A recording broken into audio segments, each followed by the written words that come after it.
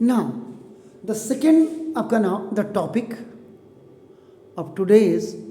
सब कुछ separate separate. अगर आपको इसकी पूरी डिटेल में जानी है तो आप 1-2 साल पहले के वीडियोस में जाइए, आपको बहुत ज़बरदस्त कार्बन कंपाउंड्स की डिटेल मिलेगी, बहुत ज़बरदस्त। 4 दिन तो खाली इंट्रोडक्शन में जाते थे उसके। तो ना केमिकल नेचर ऑफ कार्बन में आपका नाम देखो, दिस इज तो नाउ द केमिकल नेचर, जो इसका रासायनिक प्रवृत्ति होती है आपका नाम देखो, this of the carbon is characterized by its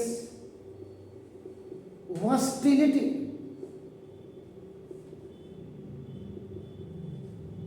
versatile होना, वर्सटिलिटी आपका 24 आवर्स जो आपका वर्क करता है, आपका सारी प्रोसेस करते हैं, वर्सटाइल होना, इनफॉर्मिंग सबके साथ, इनफॉर्मिंग ऑफ कोवेलेंट बॉन्ड, जो आपका ना कोवेलेंट बॉन्ड बनाते हैं आपका नाम देखो, दिस ना विद अदर एलिमेंट्स, सबको जगह देना, ट्रू फ्रेंड है, यूनिक है आपका नाम देखो, this is the elements including other carbon atoms. अपने और भी जो कार्बन भाई हैं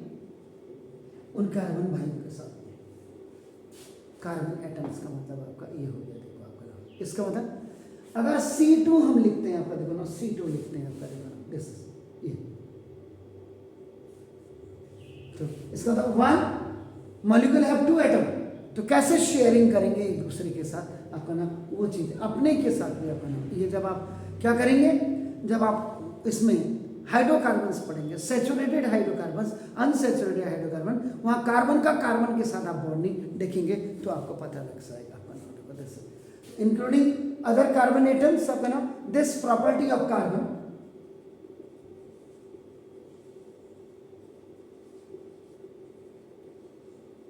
allow it to form wide range of organic and inorganic compounds। अगर आपका बेसिकली आप आपका केमिस्ट्री में देखेंगे तो केमिस्ट्री में 3 केमिस्ट्री है, organic chemistry, inorganic chemistry and physical chemistry. तो यहाँ पे हम जब बात कर रहे हैं आपका नाम देखो, ऑर्गेनिक एंड इनऑर्गेनिक आपका नाम देखो, this are compounds including simple, आपका जो including simple molecules like methane, methane and the molecular formula of this methane is आपका देखो CH4। बहुत डिटेल में चाहिए आप, अब मैं यहां से हट गया, देखो मीथेन, मीथेन अगर आप देखेंगे first member of alkane group है, ane group, alkane, alkene, alkyne, alkyl, अब आगे जाके पढ़ेंगे आप इसी चैप्टर में, एल्केन, एन, ये देखिए सफिक्स है, ये सफिक्स को याद कर लीजिए आप, एंड इसका जनरल मॉलिक्यूलर फॉर्मूला होता है, देखिए आपका CnH2n और +2। जनरल मॉलिक्यूलर फॉर्मूला से आपका बनता है मॉलिक्यूलर फॉर्मूला, जैसे ये फर्स्ट मेंबर ऑफ एल्केन आप पढ़ रहे हैं आपका देखो ना, दिस ए, तो देखो अब C = 1 रखिए, सॉरी N = 1 रखिए, पार्डन, N = 1 रखिए, तो C1 H2 × 1 और +2 देखो तो CH4। तो इफ कार्बन का एक एटम देखो, if 1 atom of carbon present, आगे डिटेल बताऊंगा अभी खाली इसके लिए, क्योंकि मीथेन में प्रेजेंट, तो जिसको कहते हैं आपका क्या कहते हैं, एथ, और एथ में अगर आप सफिक्स एन मिला दो तो इथेन आपका हो गया, देखो आपका इथेन। एल्केन का जो एन सफिक्स है, कार्बन के 2 एटम होंगे तो आपका देखो ऐसे, तो ये मीथेन, सॉरी कार्बन का एक होगा मैथ, कार्बन के 2 प्रॉप, ब्यूट, बट जिसको कहते हैं आपका, पेंट, हेक्स, आपका नाम, ये सारी चीजें आप पढ़ेंगे। तो सॉरी फॉर दैट, मैंने ये मैथ, तो meth plus ane, this is the methane, suffix आपने, इसके बारे में ये। इसी के बाद आपका मॉलिक्यूलर फॉर्मूला के बाद तब स्ट्रक्चरल फॉर्मूला बनता है, और स्ट्रक्चरल फॉर्मूला से ही तब आपका IUPAC नेम बनते हैं। अब आप देखिए, तो इतनी डेप्थ में आप जाएंगे इसमें, तब आपको कुछ होगा, खाली नहीं कि किताब उठाई पढ़ लिया, मास्टर ने पढ़ाया और हो गया। एंड कॉम्प्लेक्स मॉलिक्यूल्स, ये तो सिंपल थे, इंक्लूडिंग सिंपल मॉलिक्यूल्स था, एंड कॉम्प्लेक्स।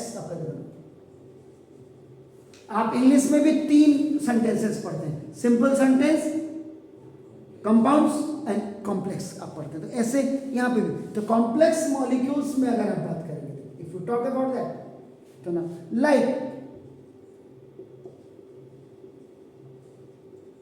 कार्बोहाइड्रेट्स, ये कार्बोहाइड्रेट्स की आप बात करेंगे, you will talk about the proteins, और this additionally now carbon has an ability, ये सब में नहीं होती है, to form multiple bond। ये देखिए, अब आदमी कहेगा सर कोवेलेंट बॉन्ड अभी कह रहे थे, अब आपका मल्टीपल बॉन्ड आपका ये क्या है, देखो आपका नाम with other elements.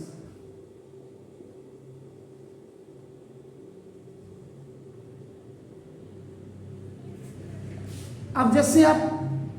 Unsaturated hydrocarbon में पढ़ेंगे तो वहां आपको दिखाई देगा, आपका मल्टीपल बॉन्ड्स भी दिखाई देंगे, आपका नाम देखो, जिसमें सिंगल बॉन्ड भी बनता है और डबल बॉन्ड भी बनते हैं, वो आपका मल्टीपल बॉन्ड्स आपके हो गए, आपका देखो, तो विच कंट्रीब्यूट्स, जो आपका कंट्रीब्यूट्स करते हैं अपना to its unique chemical property, आपका नाम सुनो, the study of this the chemical nature of carbon,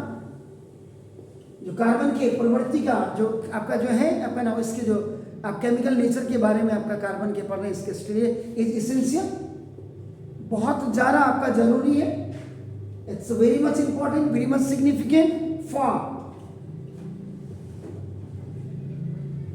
understanding, इसको समझने के लिए आपका ना अंडरस्टैंडिंग इंपॉर्टेंट प्रोसेस,